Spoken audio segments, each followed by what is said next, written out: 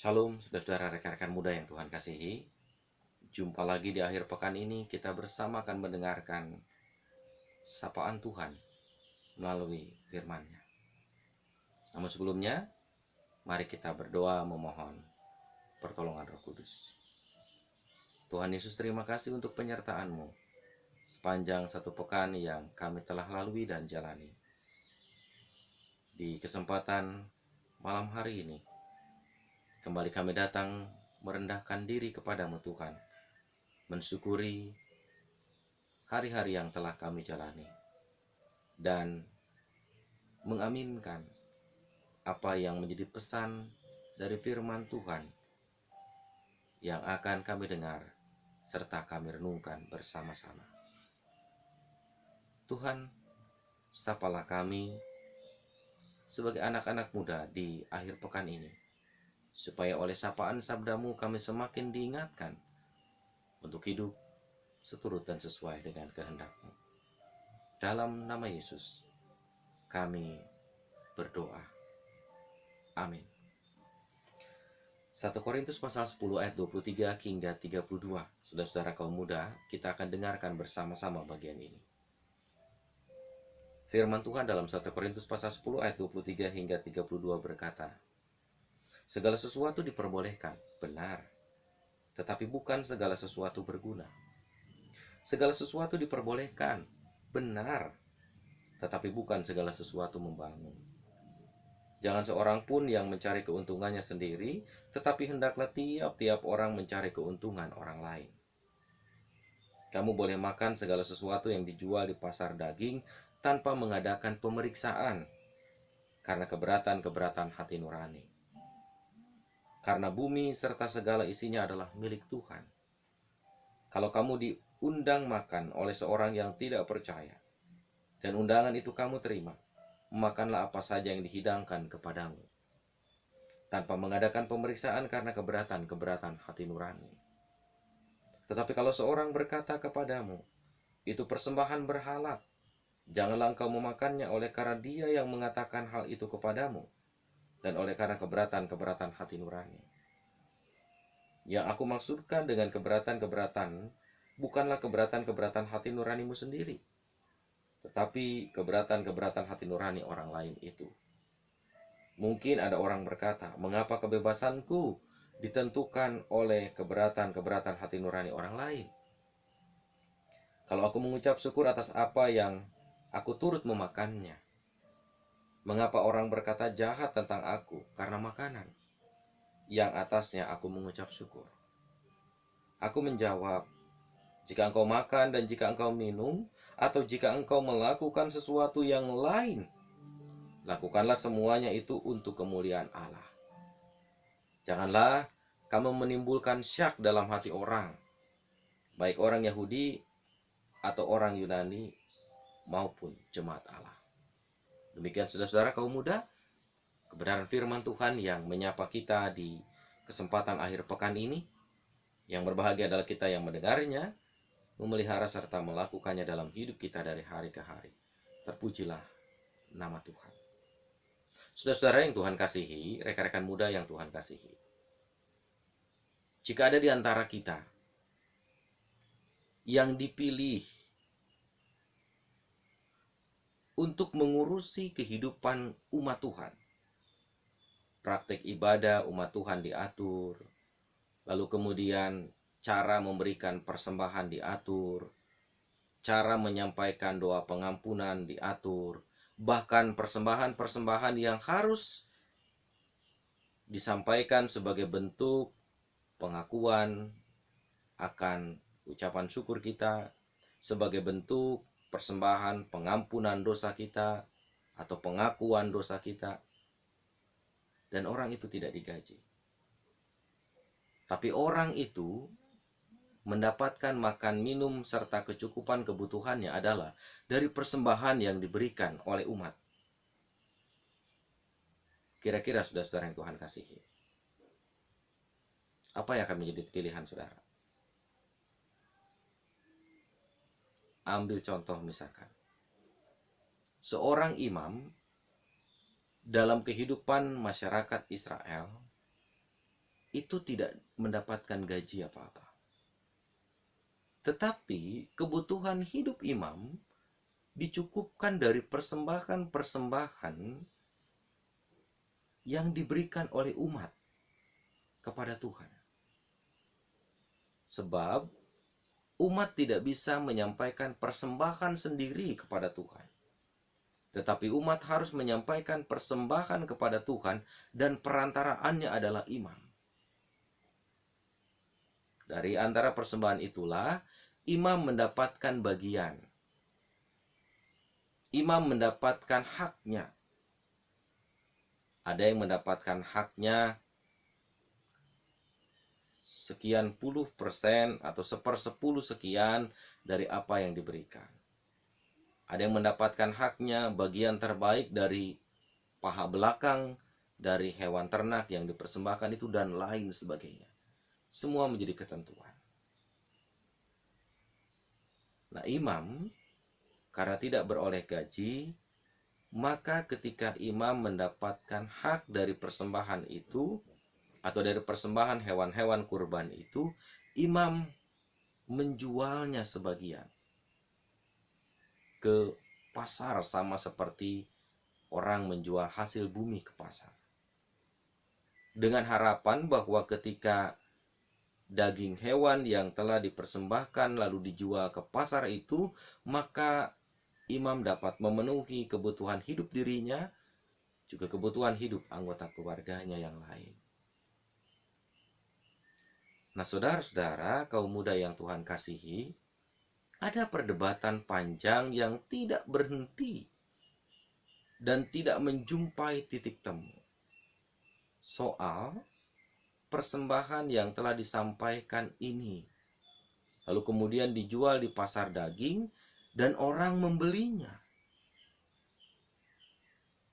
Persembahan yang telah dipersembahkan kepada Tuhan, bahkan kepada berhala, dipandang dipersembahkan kepada berhala pada waktu itu, dalam rangka memenuhi kebutuhan imam dan keluarga, imam menjual. Tetapi ada kelompok orang-orang tertentu yang justru mengambil sikap terhadap daging yang dijual imam atau keluarganya di pasar daging. Khususnya adalah orang-orang yang memandang bahwa di balik apa yang telah dilakukan umat yang lain dengan mempersembahkan korban kepada Tuhan, kepada berhala, lalu kemudian sisanya dijual, maka itu dipandang sebagai sebuah kekejian. Kelompok ini memandang bahwa apa yang telah dipersembahkan kepada berhala itu tidak layak untuk dikonsumsi, tidak layak untuk dijual. Walaupun secara kualitas daging itu layak. Dipersembahkan tadi pagi itu juga dibawa ke pasar untuk dijual. Dipersembahkan beberapa menit yang lalu, menit kemudian dibawa ke pasar untuk dijual. Namun tidak semua orang rupa-rupanya mau memakan, mau membeli, mau menikmati daging hewan yang telah dipersembahkan itu, karena dianggap itu sudah tidak layak lagi. Dianggap itu sudah menodai kekudusan hidup umat Tuhan. Sementara bagaimana umat akan tahu daging yang sudah dipersembahkan kepada berhala dan mana yang belum dipersembahkan kepada berhala? Karena sama-sama segar, sama-sama punya kualitas baik. Nah, karena itu, menyikapi pandangan yang lain, maka ada kelompok lain berkata, tidak apa-apa memakan daging yang telah dipersembahkan kepada berhala, memakan daging yang telah dipersembahkan kepada dewa-dewi. Tidak apa-apa. Kelompok yang mengatakan tidak apa-apa selama itu jauh layak, selama itu tidak ada masalah, maka itu silakan dimakan. Ada dua sikap antara yang memperbolehkan dan tidak. Paulus dalam surat ini mencoba menjembatani dua kelompok yang berseteru di tengah-tengah kehidupan jemaat Korintus soal makanan atau soal daging yang telah dipersembahkan kepada berhala, boleh atau tidak boleh. Paulus memulai, saudara-saudara, dengan sebuah ungkapan yang sederhana. Segala sesuatu diperbolehkan. Benar. Mengapa Paulus berkata bahwa segala sesuatu diperbolehkan? Karena segala sesuatu adalah ciptaan Allah. Dan ketika segala sesuatu yang diciptakan Allah itu dikatakan tidak ada yang tidak baik. Semua ciptaan Allah adalah baik. Semua ciptaan Allah adalah mulia. Semua ciptaan Allah bisa dinikmati. Sehingga apapun yang sudah diciptakan oleh Allah boleh dinikmati dan tidak ada yang dilarang. Namun, di balik ungkapan segala sesuatu diperbolehkan dan itu benar, Paulus berkata, namun bukan segala sesuatu berguna. Artinya, Paulus tetap memberi catatan. Sekalipun segala sesuatu itu diperbolehkan, karena itu adalah ciptaan Allah, tetapi pertimbangkanlah apakah itu ada gunanya atau tidak untuk kita, untuk umat Tuhan. Artinya, kalimat Paulus tidak berhenti hanya dengan segala sesuatu diperbolehkan, saudara-saudara. Tetapi Paulus menyambung kalimat itu, ada gunanya atau tidak, ada manfaatnya atau tidak. Jika yang diperbolehkan itu ada gunanya, ada manfaatnya, silakan. Tapi jika yang diperbolehkan, yang diperkenankan itu tidak ada manfaatnya, tidak ada gunanya, pilihlah dengan arif, pilihlah dengan bijaksana. Artinya, Paulus mencoba memberi catatan pada bagian ini. Bukan soal pada boleh atau tidak boleh, tapi soal pada manfaat atau tidak bermanfaat. Soal pada kegunaan, ada gunanya atau tidak. Jikalau segala sesuatu tidak ada gunanya, untuk apa dipilih? Jika sesuatu tidak ada manfaatnya, untuk apa diambil? Karena itu yang terpenting bukan soal boleh atau tidak, tetapi ada manfaatnya atau tidak. Kelompok yang memperbolehkan, saudara-saudara, karena memandang ciptaan Tuhan tadi adalah baik. Ciptaan Tuhan tadi tidak ada yang tidak boleh. Dan mereka yang memperbolehkan makan makanan atau daging yang telah dipersembahkan tadi adalah memandang bahwa berhala itu nggak punya kuasa apa-apa. Yang punya kuasa hanyalah Tuhan. Dan dalam kesempatan saat ini saya mau mengajak kepada kita. Ada sebuah situasi yang dilematis, bukan soal makan dan minum daging yang sudah dipersembahkan atau daging yang belum dipersembahkan. Tapi dalam situasi sekarang, saudara-saudara, ada banyak orang juga berada dalam kebingungan untuk menentukan sikap, untuk menentukan sebuah pilihan yang tegas. Salah satu adalah, ada banyak orang tua menjadi bingung ketika anak-anak berselancar dan berseluncur di media sosial. Antara diperbolehkan dan tidak diperbolehkan. Ada banyak orang tua mengalami kebingungan. Kelompok orang tua yang satu melarang, tidak boleh anak-anak dikasih gadget. Tidak boleh anak-anak diberikan handphone yang bagus. Apalagi kemudian diberikan banyak aplikasi game. Karena anak akan terjebak untuk bermain game. Kelompok itu tidak salah. Kelompok orang tua yang memandang tidak boleh memberikan gadget ke anak-anak karena anak-anak akan terjebak untuk kemudian lebih aktif di media sosial daripada belajar dan menata hidup masa depan, tidak salah. Tetapi kemudian sikap yang harus dipilih bukan soal boleh atau tidak boleh. Bapak mengajak kita untuk menentukan sebuah sikap, bukan soal dilarang atau diperbolehkan, tetapi baik atau tidak baik itu. Kalau itu dilakukan untuk sesuatu yang baik, kenapa harus dilarang? Kenapa tidak diperbolehkan?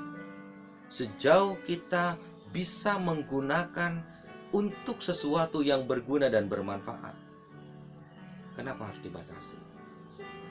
Pasti dalam situasi pandemi ini ada banyak orang tua yang mengalami kesulitan besar ketika anak-anaknya tidak diberikan kesempatan untuk bermain gadget dan sama sekali tidak tahu soal gadget. Sementara beberapa bulan terakhir ini pendidikan harus dilakukan secara online dari rumah. Pendidikan jarak jauh atau PJJ. Bayangkan, anak yang tidak bisa buka aplikasi, anak yang tidak bisa buka link yang diberikan oleh gurunya, bahkan sama sekali tidak pernah memegang gadget. Bisa kita bayangkan betapa kesulitannya mereka. Dan betapa orang tua harus memilih waktu untuk menemani anak ketimbang bekerja dan lain sebagainya. Karena anak nggak ngerti. Oleh karena itu, saudara-saudara kaum muda yang Tuhan kasihi, bukan pada prinsip boleh atau tidak boleh sekali lagi. Sejauh orang tua bisa bertanggung jawab mendampingi anak-anak, bisa mendampingi orang-orang muda dalam bermedia sosial, tentu saja media sosial itu baik dan ada manfaatnya. Karena itu, yang terpenting bukan soal yes atau no, tetapi yang terpenting adalah bisakah kita bertanggung jawab dengan media sosial yang kita miliki, yang kita kelola, dan bisakah kita menarik manfaat yang baik di balik media sosial itu sendiri. Karena ada banyak anak muda terjebak, berselancar di media sosial, berseluncur di media sosial, tetapi tidak bisa menarik manfaat yang sebenarnya. Yang ada justru memutus komunikasi dengan keluarga karena asiknya bermain game online, karena asiknya berselancar di media sosial, sehingga melupakan tanggung jawab yang semestinya bagi orang muda. Menata masa depan, mempersiapkan masa depan, mengelola waktu yang cukup untuk bekerja, mengelola waktu yang cukup untuk bersama keluarga, membangun komunikasi yang utuh dengan anggota keluarga. Ada banyak anak muda kehilangan kesempatan itu karena lebih asik bermain di gadgetnya sendiri, karena lebih asik bicara dengan apa yang ada di gadgetnya ketimbang bicara dengan orang tua secara langsung. Oleh karena itu, bijak bermedia sosial. Sama seperti bijak ketika Paulus mengajak jemaat di Korintus untuk menentukan pilihan, makan atau tidak makan. Paulus mau mengajak, ada manfaatnya atau tidak, ada gunanya atau tidak. Sama. Hari ini pun Bapak mau mengajak saudara-saudara kaum muda, pertimbangkanlah apa yang baik untuk membangun daya kreativitas saudara di masa depan. Pilihlah itu. Tapi jika ada yang tidak baik, bahkan tidak ada manfaatnya, tidak ada gunanya untuk menopang dan mendukung masa depan saudara-saudara, maka pilihlah dengan bijak untuk dihindari. Karena itu, apa yang baik menurut kita dan di hadapan Tuhan harus menjadi pilihannya. Tapi apa yang tidak baik menurut kita dan juga tidak baik di mata Tuhan harus juga menjadi bagian yang dapat kita katakan no terhadap semua itu. Saat ini banyak anak muda bukan hanya terjebak pada kehidupan modernisasi dengan gadgetnya, tapi ada banyak anak muda juga pada akhirnya terjebak pada pergaulan yang keliru. Ada banyak anak muda Kristen yang pada akhirnya terjebak pada pergaulan yang tidak berkenan di hadapan Tuhan. Bergaul adalah upaya kita menjaga, membangun, memelihara relasi yang jauh demi wawasan yang jauh lebih luas. Tidak masalah. Tetapi bijaklah juga ketika kita bergaul. Apakah pergaulan yang kita bangun, yang kita jaga, yang kita pelihara pada akhirnya akan membawa kita pada masa depan yang berkenan di hadapan Tuhan, pada masa depan yang menuntun kita meraih cita-cita, atau justru pada masa depan yang justru membawa kita pada kebinasaan. Disitulah Bapak ingin mengajak anak-anak muda, saudara sekalian, untuk bijak menentukan pilihan. Jangan mentang-mentang masih muda, seakan-akan segala sesuatu bebas dipilih, bebas dilakukan. Hati-hati dari sekarang. Jika kita tidak bijak menentukan pilihan kita, baik bermedia sosial, baik dalam pergaulan, maka yang rugi bukan orang lain, tapi yang rugi adalah kita sendiri. Karena itu saudara-saudara, mari bijak pula dalam bermedia sosial. Carilah dan pilihlah yang mendatangkan manfaat, yang mendatangkan kegunaan bagi saudara-saudara di masa muda. Karena itu akan menentukan masa depan saudara-saudara juga. Tuhan memberkati kita untuk dapat bersikap bijak dalam bermedia sosial dan dalam pergaulan. Amin.